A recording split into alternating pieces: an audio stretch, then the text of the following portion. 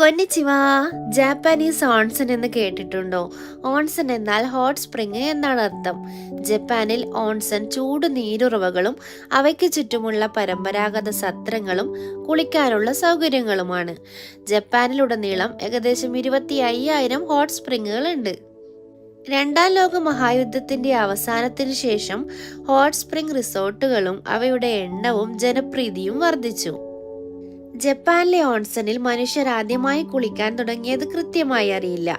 എന്നാൽ രേഖകൾ കാണിക്കുന്നത് ഇതിന് ഏകദേശം 1300 വർഷത്തെ ചരിത്രമുണ്ടെന്നാണ്. ഓൺസൺ ചരിത്ര പ്രസിദ്ധമാണെന്നും രോഗശമന ഗുണങ്ങളുണ്ടെന്നും കരുതിയിരുന്നു. ഓൺസണുകൾക്കടുത്തായി ക്ഷേത്രങ്ങളും കാണപ്പെടാറുണ്ട്. അവിടുന്ന് ഞങ്ങൾക്ക് കുറച്ച് ജാപ്പാനീസ് സ്റ്റുഡൻസിനെയൊക്കെ കാണാനും അവരുമായി കുറച്ചു നേരം സംസാരിച്ചിരിക്കാനും ഒക്കെ പറ്റി.